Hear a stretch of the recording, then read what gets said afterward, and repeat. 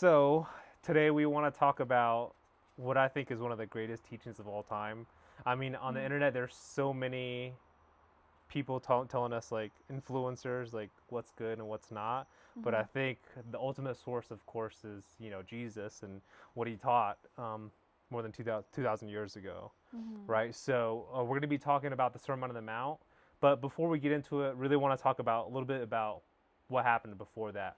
So this is like in 27 and 28 AD, which is like crazy to think about. This is like mhm, 2,000 years ago, and it takes place in northern Israel. Um, and a man preached the greatest lesson that was arguably ever heard, right? So what happened before their sermon? There was actually five things. Number one, Jesus was baptized by John the Baptist in the Jordan River. So I mean, this is a very real place, about an hour right outside of Jerusalem, right? Like I think that's so amazing because sometimes when we read the Bible, it becomes almost like abstract. mhm, Like, oh, this is this some place in this distant story, but no, this is like a real place, and the funny thing during the baptism is that John asked Jesus and basically said like, "Aren't you supposed to baptize me?" mhm, I always thought that was like so funny, but basically Jesus said, and I'm paraphrasing, that he's just basically set an example for all the Christians to come, right?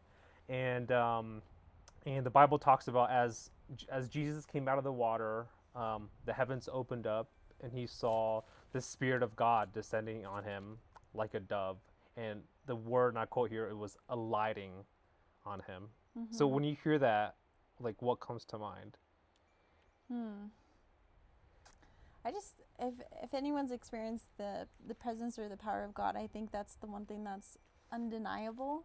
So when you've really experienced and encountered that, and then so to imagine not only His presence but then the light of God coming on him. I mean, it's really hard to truly fathom Yeah, what that experience would be like, yeah. and how real that would be.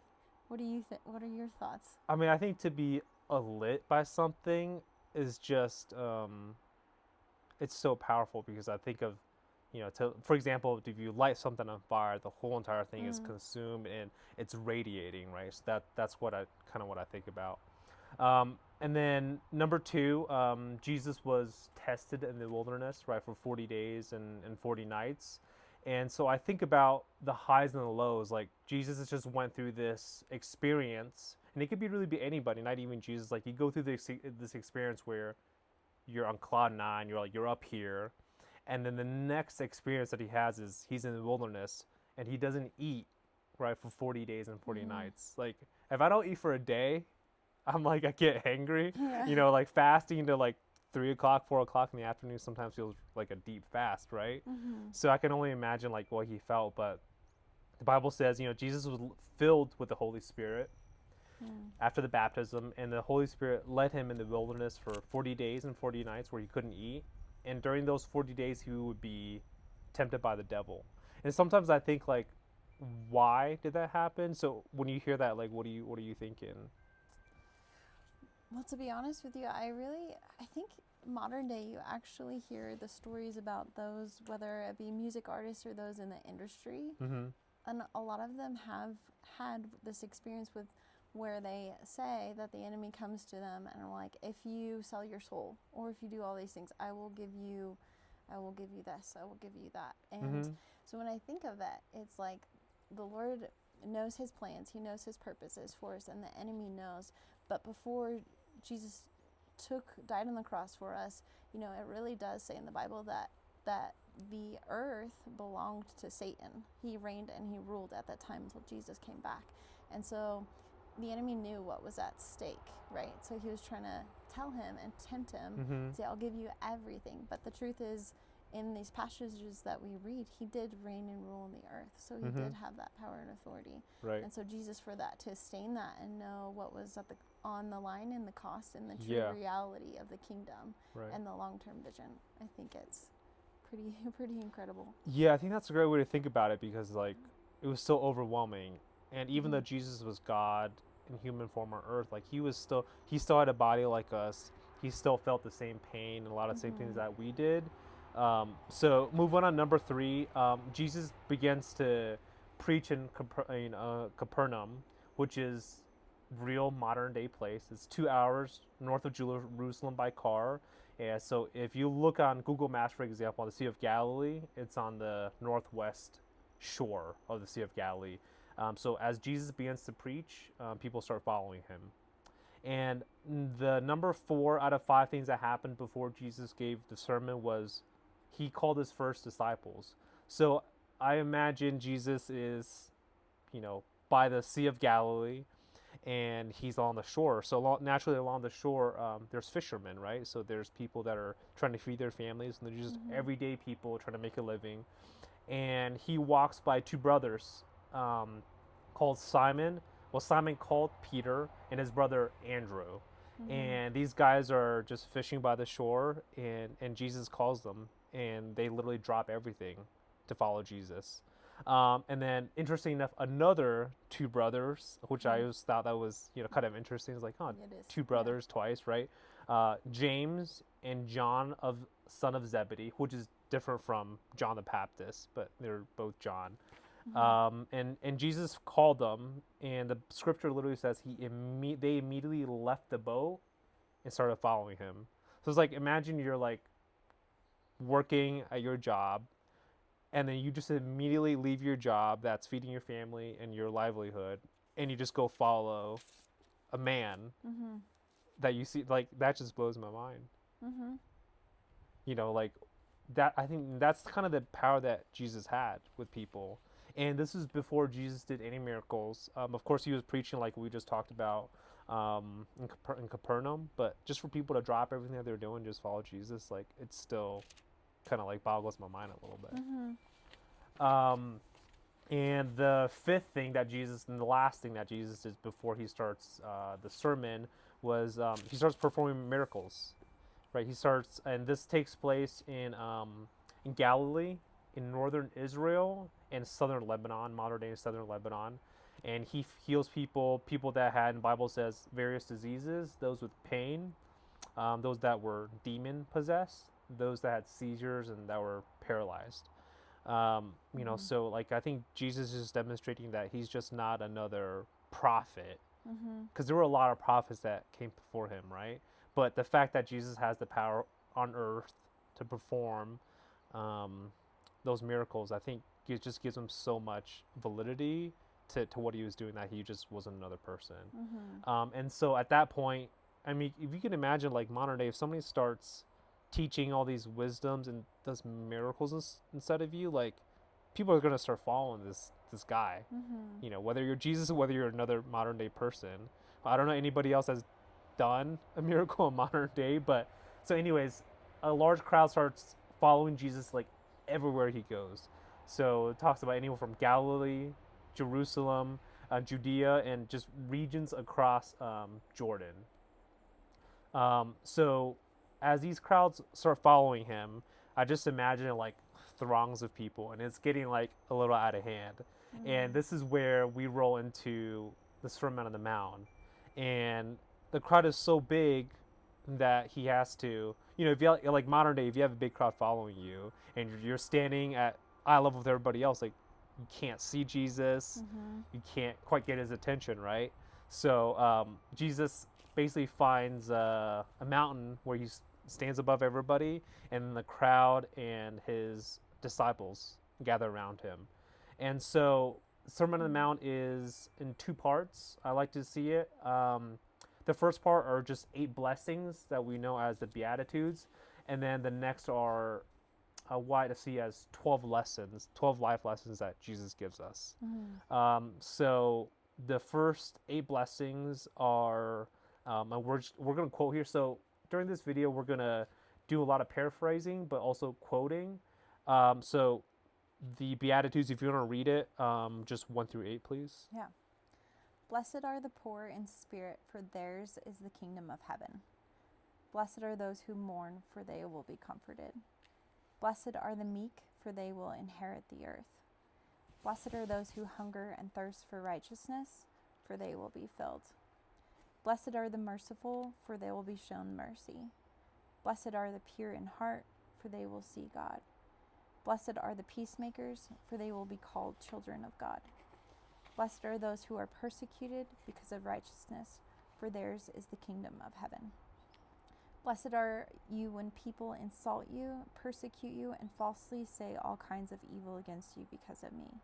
Rejoice and be glad, because great is your reward in heaven.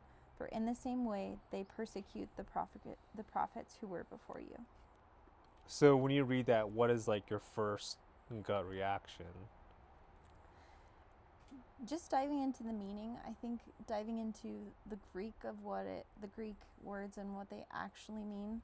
Like when we're talking about blessed are those who are poor in spirit. Well, first may I ask, what does that mean to you? Right. Like when you read it, what do you think? Poor in spirit. What do you think of when you first hear that? Yeah, I think about naturally somebody who's maybe feeling a little down on their luck, just like with modern day, maybe you're not feeling great about your circumstances and what's going on, and maybe you don't feel you're not filled with the Spirit where you're not waking up very happy every single day. So that's kind of what I think about. Yeah, I think it was interesting for me looking into it. It just poor in spirit. It really just means those who recognize their need for God and are ready to be interdependent and dependent upon God. And so he often uses that metaphor as well too of those without resource. And when you realize and recognize that God's your true resource, that's when things can change and happen on your behalf. And then blessed are those who mourn, for they'll be comforted. Well, he says his Holy Spirit's the comforter, the advocator, the helper. And it's when we are in our deepest grief, when you look up that Greek meaning in the mourning, it's he's able to come alongside us, and we're able to open up our heart and invite him. Blessed are the meek.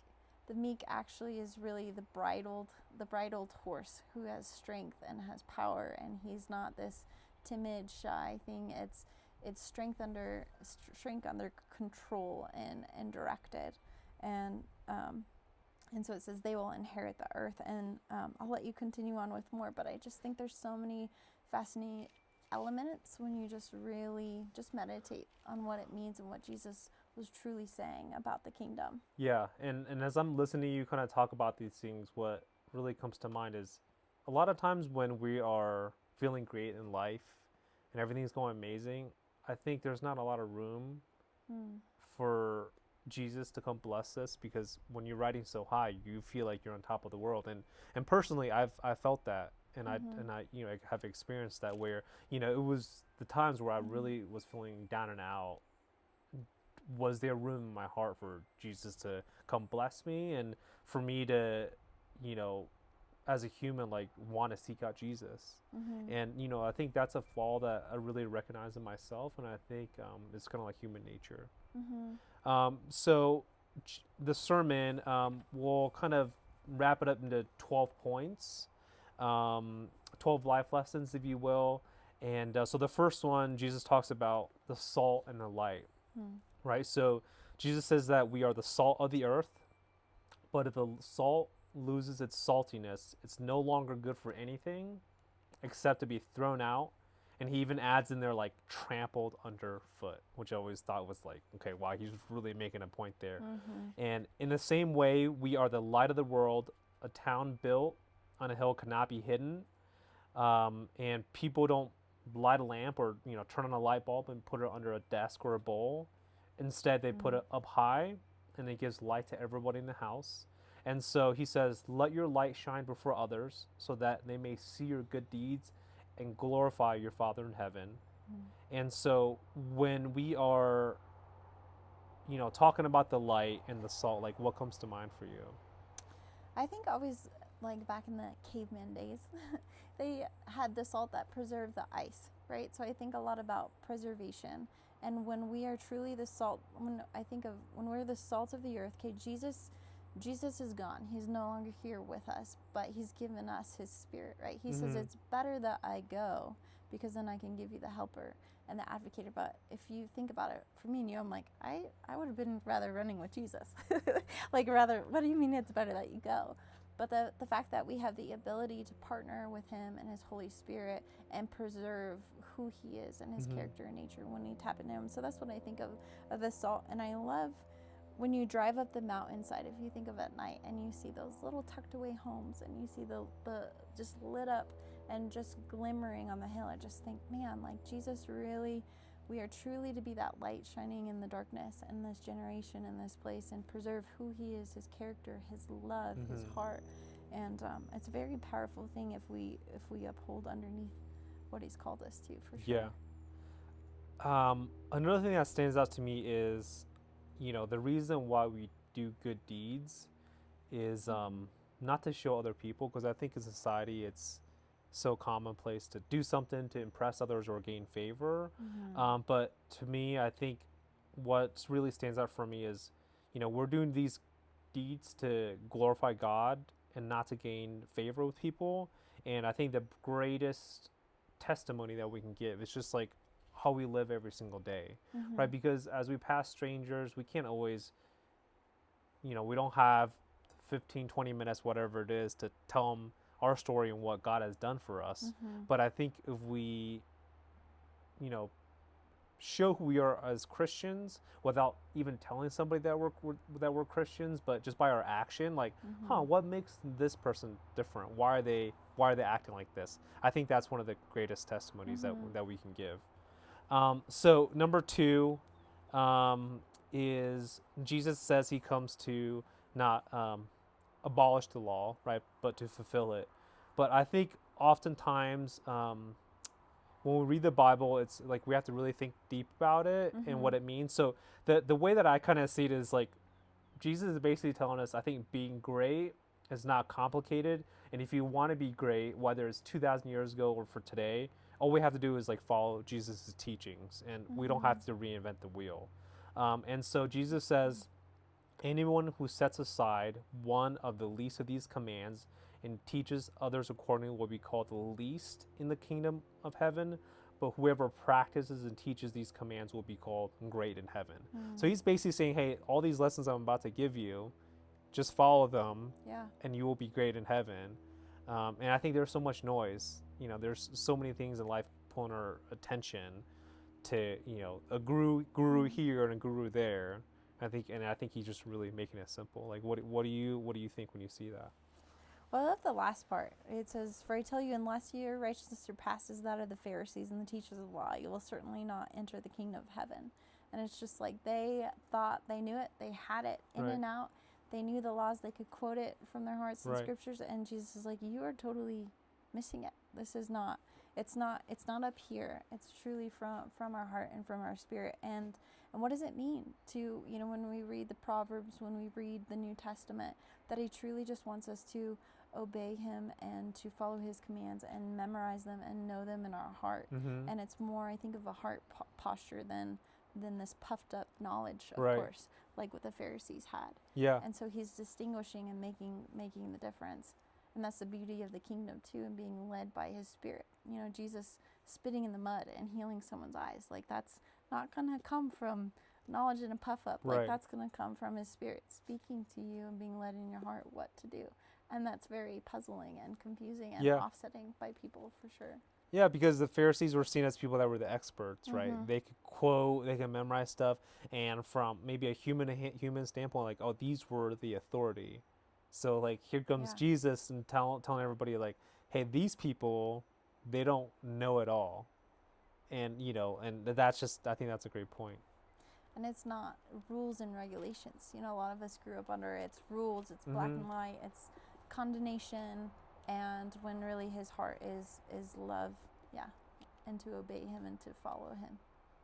So number 3, we have murder. Like obviously people have heard of the 10 Commandments, but he goes one step further, right?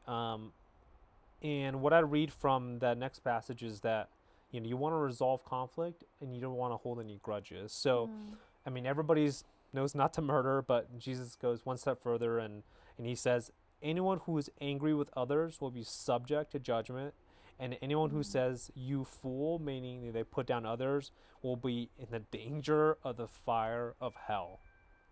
So what is your reaction when you hear Jesus say that? I think it's crazy that we so often don't really take that to heart. I mean, that's very, very, like, it's almost so shocking that we don't take that to heart. But it's like I tell anyone who's angry with a brother or sister will be subject to judgment. And he tells us to resolve matters quickly. Or if you're offering your gift at the altar, remember that your brother or sister has something against you. Leave your gift there and go and reconcile with them. Like, how many of us do that? I mean, that's the honest part of, like, I feel like I'm very good at forgiving or walking through or settling with myself, but how many will actually go to that person to make it right? So to be in danger of the fire of hell, or to speak a curse word per se, or you fool, that's what I interpret that as. It's very, very alarming, and it should be very more alarming than we take it to heart. Yeah, exactly. It's like he talks about hell and putting someone down. It's like, we think like, oh, if you murder somebody, you'll go to hell, right? But here Jesus is going one step further and saying, no, you don't have to murder somebody to go to hell. It's not you don't even have to do anything that bad to to go to a place where nobody wants to go, obviously. And I think really at that we're just looking again like heart condition. The other day I picked up Malachi, and this kid said, "I hate you, Dad," and it just like broke my heart. And for everybody, Malachi's your son. Yeah, Malachi's my son, but just to hear him say that, I was like, thank God my son's never said that. But when we look at this, it's like, I think Jesus is just saying, whoa, consider your heart. Like, your heart's in a dangerous place. And even for this child to say to his dad, like, your heart's in a dark place. So it's like almost Jesus coming and correcting before it gets sour and tainted and becomes something truly evil. So number 4, we have adultery and divorce. And, everybody knows, no, you shouldn't cheat on your spouse or your boyfriend or girlfriend. But again, Jesus goes one step further, and he talks about, cheating is committed with the heart and the eyes before the body. So, and I'll quote here, anyone who looks at a woman or man lustfully has already committed adultery with his or her heart. And I always find this part kind of funny, because he says, if your right eye causes you to stumble, gouge it out and throw it away. For it is better to lose one part of your body than for your whole body to be thrown in hell. So, what is your reaction when you hear that? Oh. I mean, he's stating the seriousness of it, and he's providing a solution per se almost with it, saying, hey, there's actually an easier way. But just take a fork to your eye. Like, this is a heart condition here, but truly, sincerely, like, if you cannot stop sinning, like it's gonna lead you down the path of darkness. Like, of course he doesn't want to cut your arm off or gouge your eye out, but he's like, the cost of your life, of your heart, how serious it is. He has to put it again. Jesus is very, I don't want to say repulsive, but he offended a lot of people, but it all came in truth and with the seriousness of the matter. Right. And, the next part he talks and he says, anyone who divorces his wife or husband, except for sexual immorality, makes him or her the victim of adultery. And so when I read that, I think Jesus is telling us, like, when you marry somebody, you're meant to go the distance. Yeah. Right? There's going to be times, just like in life, when things get tough. Couples, or, they're going to have arguments. And so I think Jesus is telling us right here, like, he knows those problems are going to come up, but you got to be strong and you got to go the distance. And especially, I feel like one of my favorite things that someone said is, and it says in the word too, what God has brought together, let no man separate. And so it's when you're really talking about, when you look into what covenant means to the Lord and our covenant with him and covenant through the Old Testament, it is a very sacred thing. And we're going to come against warfare in our relationships and our marriages and our things, and the Lord knows that. And so he's saying these things are going to come against you, but for any other reason, and this is with God's design, don't let that deter or separate what Mhm. I've aligned for kingdom purposes and for heaven. Yeah, when I hear you say covenant, it reminds me of like the Old Testament, right? Mm-hmm. Thousands of years ago, before Jesus was, preaching the Sermon on the Mount, like Moses, right? All these, Mm-hmm. Abraham, right? They all made covenants with God, and just because Moses or Abraham's had passed, those covenants, you see God like carrying them through. So Mm-hmm. it just makes me think like, man, these covenants with God, like God has a completely different timeline, the way that us as humans, kind of think about it. Mm-hmm. And so when we're getting married, it's like, yeah, we're making a covenant to God, Mm-hmm. right? That we're going to be committed to our partner. Mm-hmm. And so like it just makes me realize, wow, that timeline is so much longer. Because what is 5 to 10 years? It's like a blink Yeah. for God, right? Yeah. So That's a long number 5 talks about oaths and promises, and everybody knows not to break a promise, but Jesus says, do not swear an oath at all. Yeah. Either by heaven, for it is God's throne, or by the earth, for it is his footstool, or by Jerusalem, for it is the city of the great King. Do not swear by your head, for you cannot even make one hair white or black. And he says all you need to say is yes or no, and then Mm. everything else comes from the evil one. So Mm. so tell me more about that. Well, for some reason I just think of, even when it talks about, can you make what is it, with Jerusalem, like, can you make a city into a capital? It says differently in the Bible, overnight. And it's like Jesus knows and God knows like how much can change, and ultimately what he's doing. And it leaves us in that place again, is you don't even know, especially if you're submitted to him or with the enemy. You can't promise today, you can't promise Mm-hmm. tomorrow, you can't promise your comings Mm-hmm. and goings, but be faithful to your yes and no. And again, I think that raises a standard, even when you read this or think about how much changes in life, or changes in our day, or situations, or the uncontrollables. But the beginning, at the end of the day, being faithful to your word, and having a value on your yes or Mm-hmm. no, or a value on what we say as well. Do you feel like he was also talking about maybe there's an ego part of us that says like, yeah, hey, if I'm gonna make it happen, I'm gonna make it. Do you see any of that? Yeah, and knowing God's heart and who he is, and he literally humbles his sons and daughters. It's like, if we come to the place of pride, it says he hates those who walk in pride. He hates pride itself. And that's what happened with Satan in the Mm-hmm. fall. And so he's like, no, I'm just going to save you for a minute. And before you say all these adventures off, or in pride or ego, all these things, like, please don't make me overturn that very quickly. Just follow and be honored and be faithful with your word. Yeah, and personally speaking, I think pride is something, and ego is something that's so hard, personally for me to go through. I found some success in business, and recently moved from Florida to beautiful Colorado. That's Mm-hmm. behind us, right? And of course, I want to make all these promises to my family. Like starting a new business in a new place. That hey, things are going to be okay, and of course we're going to try our best. But the lesson that I've learned is, when I feel like I know everything, and I feel Mm-hmm. like I have life figured out, God has a funny way of just coming in my life and telling me Yeah. the exact opposite. Like, you don't know anything, and all you can do is trust me and rely on me, and not yourself. So that's what I think about when Jesus is saying that. Mm-hmm.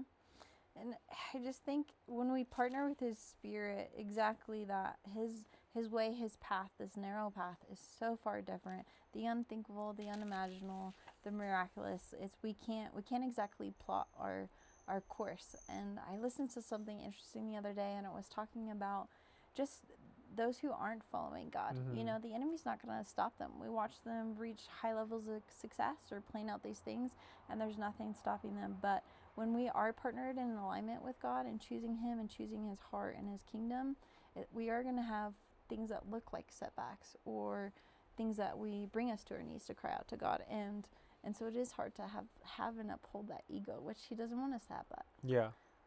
Blessed are those who are humble, for they'll be uplifted in due time. Right. Yeah, absolutely. That's a great point. So number 6, eye for an eye. So Jesus is talking about revenge here. Everybody knows that revenge is not good, but Jesus says, "But I tell you, do not resist an evil person, and if anyone slaps you in the right cheek, turn to them and basically give them the other cheek." Which is, Mm-hmm. anyways. And if anyone wants to sue you, take your shirt, hand over your coat, and if anyone forces you to go 1 mile, go with them 2 miles, and give to the one who asks you, and do not turn away from the one who wants to borrow from you. So, when I read this, it's actually one of the things I struggle with the most when I read the sermon. It's like, how hard is it when someone does you wrong for you to turn the other cheek? So when Jesus Mm-hmm. says turn the other cheek, what thoughts come to your mind?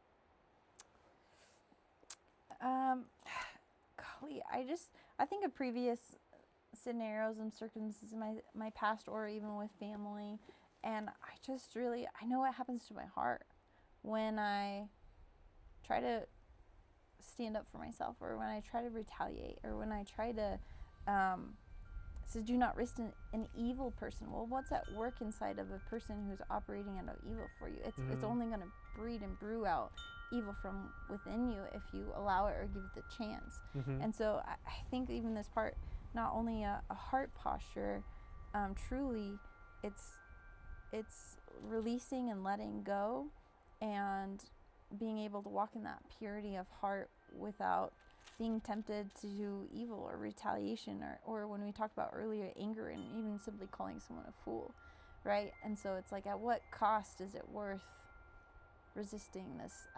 What's your thoughts on it? Well, I just think how difficult that is to actually do in practice, and where like Jesus is coming from. If, let's say, if somebody, takes something from you, breaks in your car or something like that, for you to have compassion for that person, and for you to not have this like visceral reaction, I think is extremely hard. Mm-hmm. And there's so many things that Jesus talks about, but the way that I think about it is like, I mean, we're talking about what, 12 things here. Um, for me, it's almost like if I try to think about this whole list all at once, it's almost very overwhelming. So I like to think of maybe just practice one. Mm-hmm. Like you don't how do you eat an elephant, right? One bite at a time. So, but personally, honestly, that's something that is very very hard for me. Is like, hey, if someone slaps you, turn the other cheek. Um, I mean, I don't think it means like that we're just supposed to be like a pushover. Mm-hmm. I don't think that's what that means. Like, what do you think Jesus meant by that? I'm trying to remember the metaphor. Someone told me what the actual meaning of the right cheek and then the left hand that they would use and to strike you. But overall, in this whole passage, I think it truly shows the strength. And if someone slaps you on your cheek, it's like full force. And then you turn your other side, they can't slap you full force. Same thing if you go another mile, there's this internal strength. And when we talk about the Lord and who He's made us and how He equips us and comes alongside of us, He truly is should be the strength of our heart and our comings and our goings and in endurings. We're truly supposed to endure these sufferings and sufferings with Him. Christ suffered with us and in the flesh, and He's able to sympathize, it says, in our weaknesses. And so in those moments, are we going to partner in our flesh and ego and retaliate, or are we going to partner with, Jesus was silent when He went to the cross.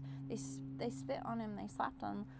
They berated Him with questions. What came from Him being silent? Yeah. We really have to look at that. Yeah. And those hidden secrets. And Ecclesiastes, there's a time to speak, a time not to speak, a time to certain things. And when you can partner with the Lord and overcome, part of us, He's made these overcomers, there's so much more wrapped up in it that it has nothing to do with being weak. And I think it also diffuses and puts out the flame of the enemy or that evil person, because anyone that's looking to provoke, they're looking for that retaliation, and then it sets a fuel and a fire for them to come even worse back at you.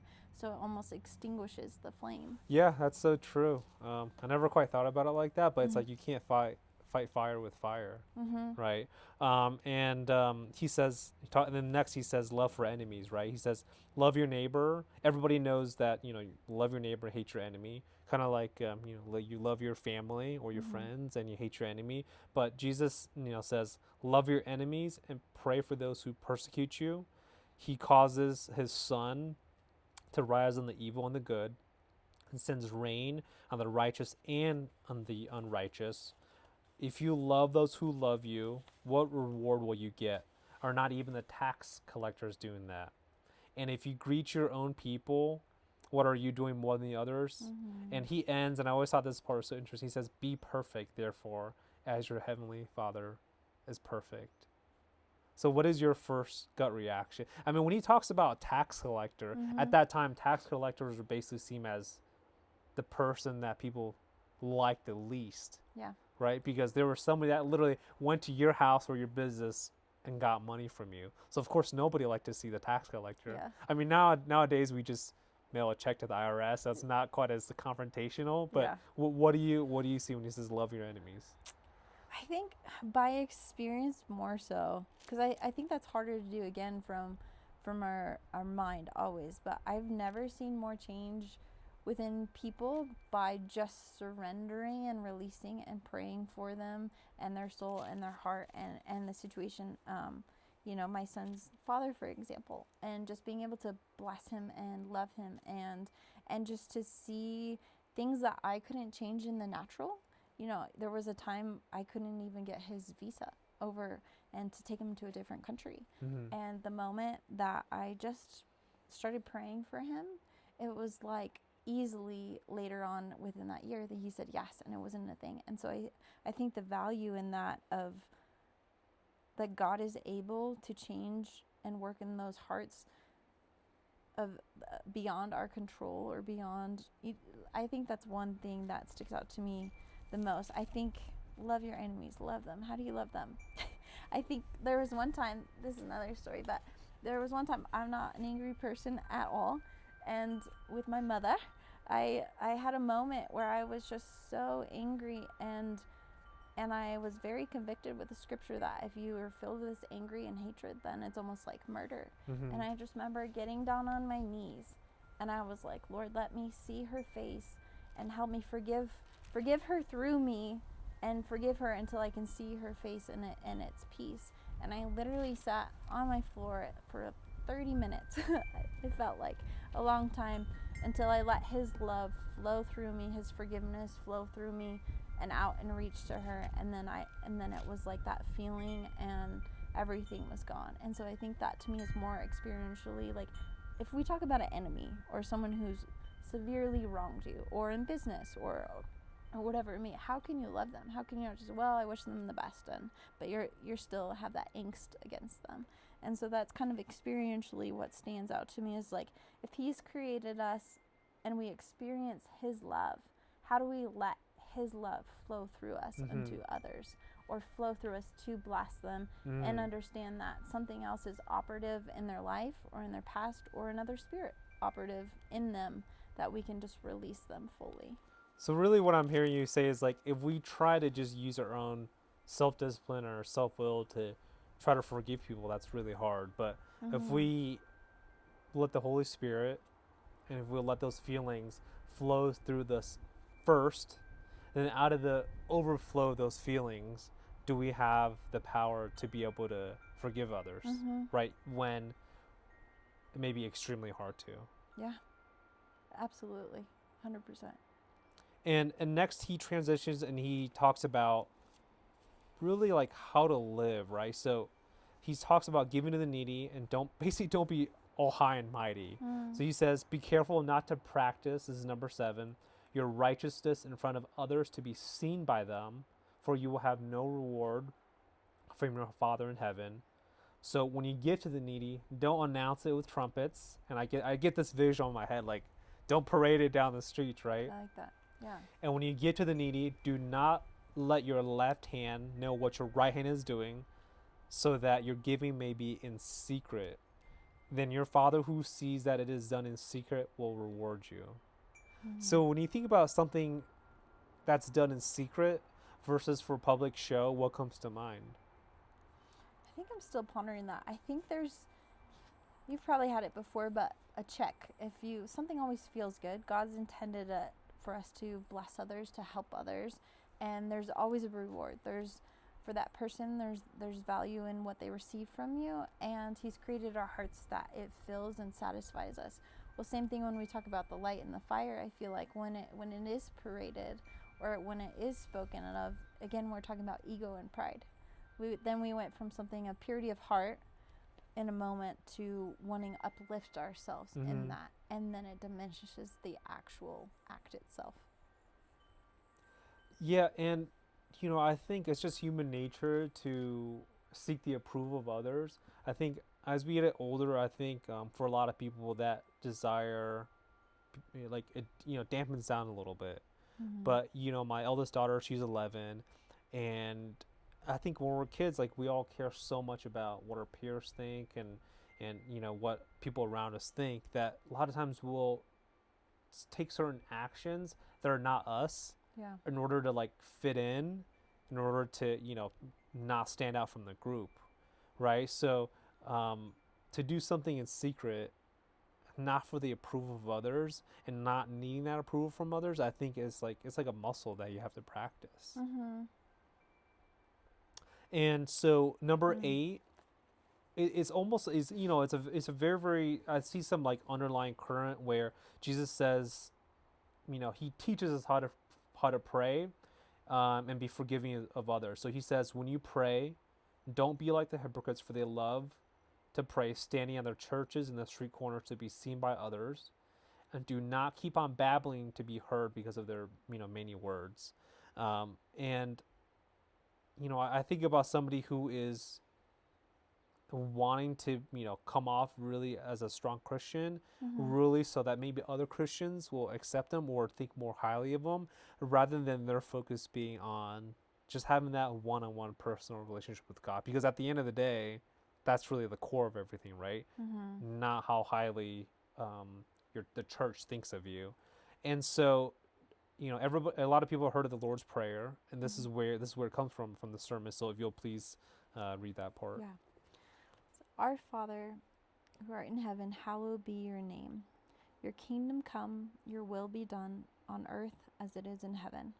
Give us today our daily bread, and forgive us our debts, as we have forgiven our debtors.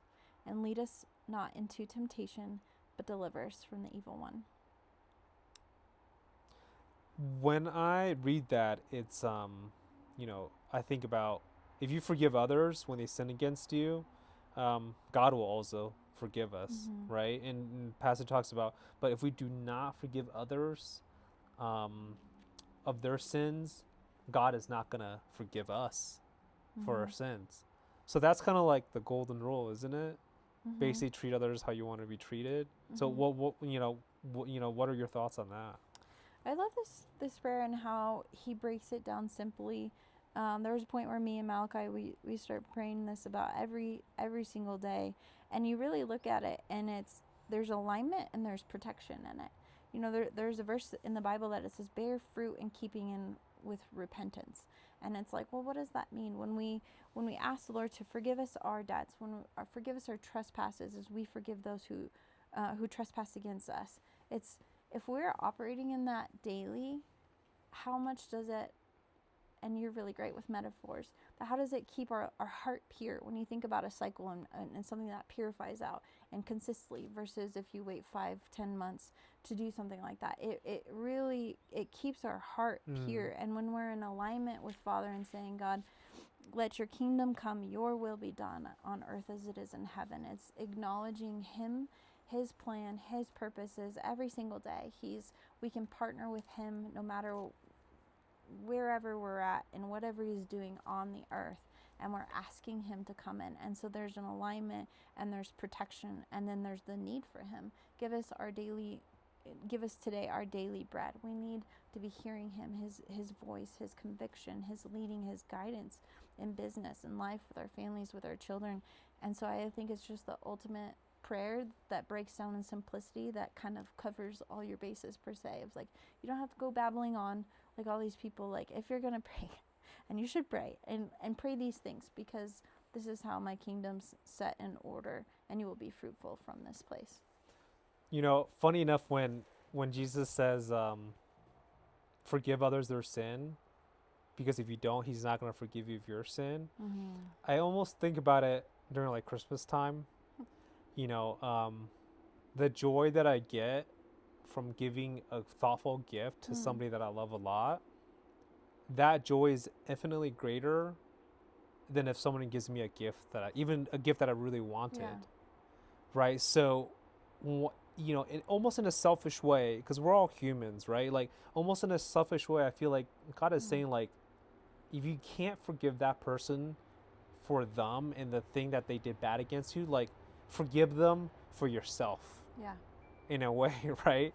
And so, that's for me, there are things that have happened that you were like, wow, it's really hard to forgive this trespass or something bad that someone did against you. But you can't hold that in your own heart, because I think that poisons you. And so you almost have to let go of that hurt for yourself, not just for the other person. And then we talk about the whole meaning of the cross, right? What did Jesus say on the cross? Lord, forgive them, for they know not what they do. And it's like, we all have different things that we operate out of, different ambitions, ego, pride, spirits, all these things, evil spirits that are operated through people. And when you can take yourself out of the equation and out of the circumstance of what actually happened and just partner with the Lord to release them and forgive them, it's very freeing, not only for yourself truly, but for others as well too. So number 8, Jesus is teaching us how to interact with others and how to not carry all this burden in our heart. And then number 9, and I think this is something that every single one of us can relate to, Jesus talks about money and stress, right? So whether that's 2,000 years ago, whether you're, Peter fishing, like, by the sea, like he had to make ends meet, right? So Jesus, what he says about money and stress is that do not store up for yourselves treasure on earth, where moths, vermin, and thieves can break in and steal the things you have stored up, but store up for yourselves treasures in heaven, where these thieves and these vermin cannot break in and steal, because for where your treasure is, there your heart will also be. So what's your first reaction when you hear that? Well, I think candidly, I love that phrase that you've heard of, you can't take a U-Haul to heaven, right? All you can take is yourself and your kids. And to put it in perspective, as we've discussed, my brother passed away, and he's fought for all these things and his rights and his possessions and everything his whole life, and then to see him pass and everything was left, you're just all he truly had left was his heart, his condition, and he was so in love with the Lord right before he passed. And it just brings into perspective of, what are we living for? What are we truly attaining? We're attaining on life these things, but in our heart, are we truly growing? Are we truly growing in wisdom and knowledge, and then heart, and then the character and nature of God? No matter where we are in our relationship with the Lord, we're all still human. We're all still, everyone says Christians or people in faith are hypocrites, but we're all truly hypocrites, and we're growing. But those that truly value and possess the kingdom and see that as a treasure, it's like that's where we're going to grow and thrive and become more like him, to preserve and be the salt of the earth that he wants us to be. When I read that, it really hits home for me, because like I love studying business, and something I'm really passionate about. And if you look at in terms of like investing in businessmen, one of the greatest investors and business people of our generation is Warren Buffett. A lot of people are very familiar with Warren Buffett. The guy is in his 90s, right? And one quote that he said really stood out to me. And keep in mind, this is one of the richest men on earth, right? So he says and I'm paraphrasing here, he counts his success in life by how many people love him, and not by how much money he's made. And for someone who literally has everything, hundreds of billions of dollars, like that's even a number sometimes is hard to fathom, like $100 billion, what that actually means. But for somebody who, there's a great, amazing story, like he still lives in Omaha, Nebraska, Oh, really?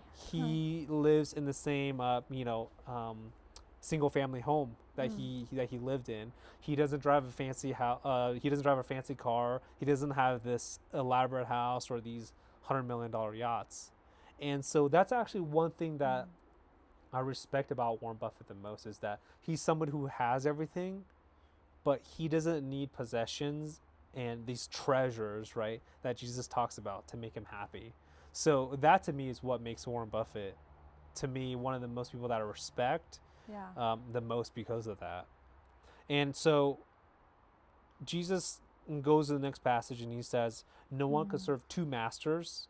You will either love one, or the other, or you will be devoted to one and despise the other. So when you see like, it's almost like kind of like black and white, like you can only serve one master. What are your thoughts when it comes to that? That's a hard one to swallow. I think even, I talk about often we can either be driven in business or we can be led by his spirit, right? Mm-hmm. And so it's, if he's called you to business or if he's called you in real estate, well, doesn't it say you can't serve both? And you're just like, no, how do you partner with God and his kingdom that you're not driven by money, that your true treasure is the Lord, that your true treasure is his kingdom, and pursue that with him? There's a difference and there's a path where we can juncture off in pursuing possessions and money and business by ourselves, or we can go on the path with the Lord if it's our path, right, in our will. But I mean, exactly where your treasure is, there your heart will be also. How many people have you seen lost in business because their treasure is on the money, on the bag, on the whatever you want to call it, and or lose their soul over it? Right. Yeah, I mean, let's just be really frank here. I mean, money is, in our society today, really the barometer that a lot of are like that we measure ourselves off of. And most of the time, like I would actually say this, that we spend more time at work than we probably do in any other aspects. If a normal person works 9 to 5, how many hours does that leave for family, friends, and growing that one-on-one relationship with God? And so, like, how do we balance that in today's world? And truthfully, like, I don't have an answer for that. And we're not sitting like we have all the answers, but really want to create like a discussion, and a community to like, hey, how do we all get better, every single day? Yeah, so good. So he ends with this, and I think everybody has money stresses, even people that are very successful. People recently, I was watching this interview with Robert Herjavec. He was one of the sharks on Shark Tank, and he says when you get wealthier, your problems don't go away. He says, if you have a fight with your wife, like, it doesn't matter if you have $200 million. It's still it's still strife in your life. If you're not healthy and you don't have that, you're still unhealthy. So, and Jesus ends by saying, therefore do not worry about tomorrow, for tomorrow will worry about itself. Each day has enough trouble of its own. So when I hear that, I think about being present, because I think for us in our society, it so much becomes of like planning for the future. And when you're planning so much for the future, like, it's very hard to live for, stay present for today. Like, what have you experienced in terms of like staying present? I think when we're truly present, whether we talk about the state of flow or operating out of a place of peace, it's everything not only comes together, but then you're, again, too, of just how we're postured with the Lord. When you think of any time you're worrying or you're stressed or you're in a hurry or trying to go in the airport and you're in a hurry or something like that, your brain, if we actually look at the neuroscience in the brain, your capacity is reduced by how much.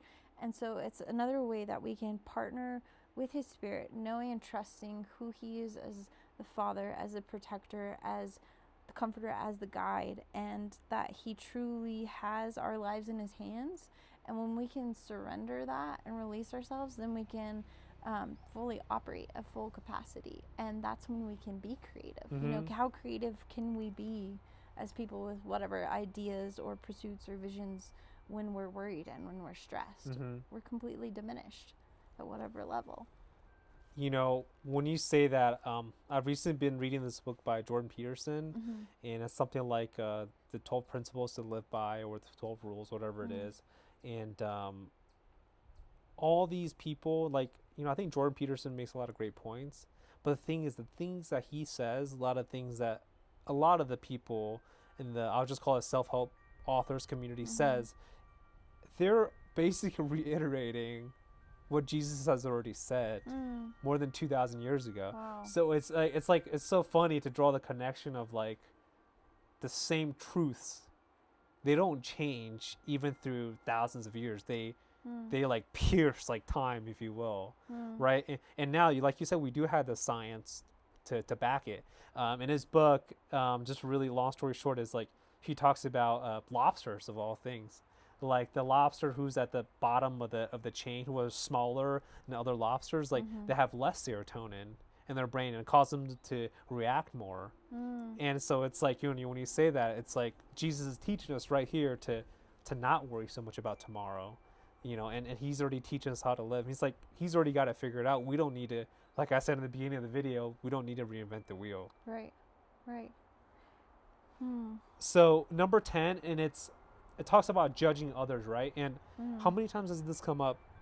2-3 times now, of how to interact with people. So he's like really making a point, right?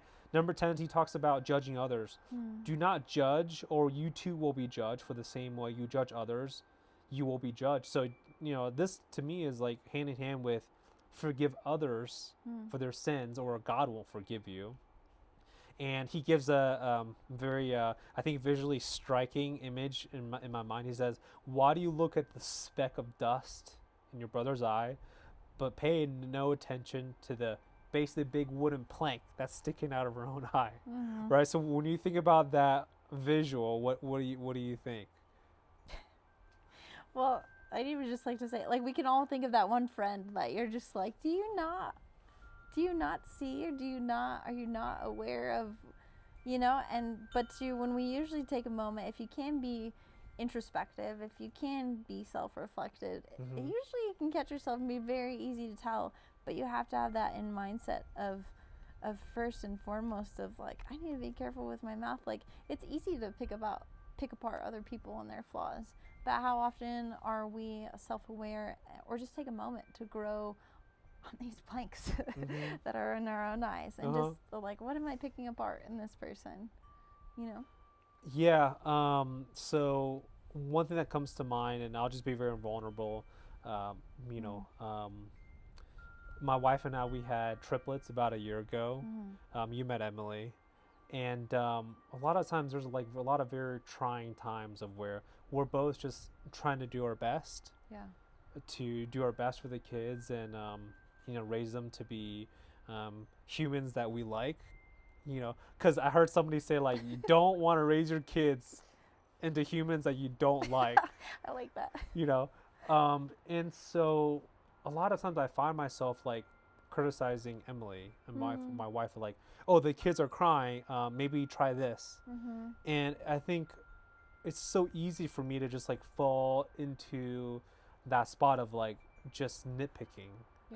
And I really wasn't aware of that. I was doing that for quite a while, and we had something kind of come to a head where I realized, like, I'm so far from perfect. I make so many mistakes myself. So what right does that give me to, you know, to like say, hey, well, did you, you know, let's say we're out on an outing, and the kids are crying in the car. I'm like, well, did you bring toys? I'm like, well, maybe I should have been the one that brought toys for the, so, you know, even things from that small, because I think when you start small, like it bleeds into all the bigger things in your life, right? So bringing toys on a, you know, short road trip is seemingly something small, but I found that as I've practiced to not only taking more ownership for myself, to just really manage myself better first, than to worry about what other people are doing before I speak. You know, I want to hold my tongue and just really pause and reflect, first before I speak. So. And I think even just that self-awareness is amazing, because it has this opportunity to bring you guys together, and that's all of what life truly is. And figuring this out in the kingdom and the word and business and everything is, from that experience, from missing those toys, you guys can regroup together and come and figure out, what do we need for this next time. But that's truly all of life, is the challenges that you face and front of realizing that moment we can come together on this and make things better and bigger, and come together instead of just at each other. Yeah. Whether it's relationships, business, marriage. Yeah. In the judging others, just another, Jocko Willink, he's a retired Navy SEAL. And long story short, there was a situation. He has this book called Ultimate Ownership. Long story short, there was friendly fire where Navy SEALs fired upon other military members, and someone got seriously hurt. And, there was a debrief with all the commanders and Jocko and all the soldiers, like, what happened, right? And ultimately, a bunch of different, and this is a very touching part of the story, a bunch of soldiers stood up and said, no, it was my fault. And another guy said, it was my fault, I should have done this or that. But then at the end, because Jocko was the commander of the battlefield for that specific battle, he said, no, it's not your fault, it's not your fault, it's not your fault. It was actually my fault, because, I was the commander in charge. I should have been the one to, communicate clearly. And for anybody, any other circumstance, let's say in business or in personal life, I think a lot of us, the personal reaction would be to shift blame, would be to deflect. But in that case, because Jocko took ownership and he came to his commanders and his generals with a plan of, like, hey, this is how things are never going to happen again, and this is what I'm going to do proactively to prevent that. He actually got promoted and earned so much respect in the eyes of his men, who were willing to die for him, and that connection that they had was even stronger. Right. So that to me again is like Jocko is teaching us this lesson of ultimate ownership, when Jesus already taught us this over 2,000 years ago. So again, the same lessons keep appearing. And number 11, and so we only have two more, is ask and receive. And in the same passage, Jesus also talks about the golden rule. And this is really one of my favorites in the sermon. And I'll quote here. It says, ask and it will be given to you. Seek and you will find. Knock and the door will be open to you. For everyone who receives, the one who seeks finds, and to the one who knocks, the door will be open. Have you ever heard of, there was a movie called The Secret. Have you heard of that?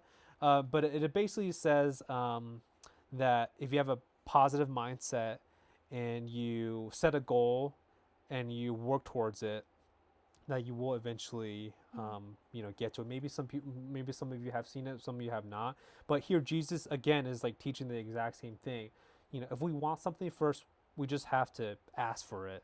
Yeah. Right. So have you had instances in your life where maybe you tried to depend on yourself a lot, but all we had to do was just ask Jesus for it? Yeah, I think, and vulnerably for myself, I think I have to often remember this. I think it's very easy for me to pray for others, for believe for others, to fight for all the things. But when we also, we're shaped by our experiences. We're shaped by our family, how our father fathered us, how our mother mothered us, and we often, first before we grow, portray that on the Lord. And I think for me, I grew up, it didn't matter what I said or what I didn't do. It didn't matter when I voiced up or when I was quiet.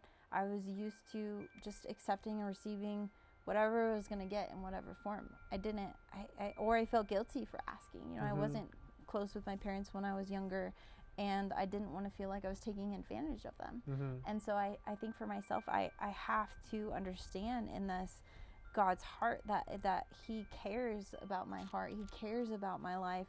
And truly, then we look at, we look at Daniel and Daniel Lion's Den, and when he did Daniel fast for 21 days. And you're talking about, he's saying that the angels of heaven are resisting him, praying for what he's asking for 21 days. And you're just like, well, what does that tell us about the kingdom itself? It's not, there's a reason why we're supposed to be persistent and keep knocking. It's not just because God's busy or just because, he wants to hear a voice. There's so much more wrapped up in asking, seeking, knocking, and truly believing. And then also, how much does our heart truly want it? I think it's so easy for us in life to just rely on ourselves. What can I do to make the difference? What can I do to change my circumstances? And I think that's great, right? Part of that is taking ownership. But I think what the message Jesus is also telling us here is like, you can't just rely on yourself. Yeah. And so, Briana and I are part of the True North Boulder real estate group here in Boulder, Colorado. And a lot of times, we try to, maybe serve our clients in a better way, maybe offer more value. And, we obsess about all these things. But I think it's great while we do that. We also have to remember, like, we have to ask God. We have to ask for it to be given to us first. Yeah. So if we don't even ask, I feel like we're missing like the majority of the battle here, right? First we have to, ask for that. And the visual that Jesus gives us to me is always so interesting, because he says, if you're a parent or you're a friend, if you're a parent and your kids ask you for a loaf of bread, or if your friend asks you for a loaf of bread, would you give them a rock? Or if your kids or your friends ask you for a fish, would you give them a snake?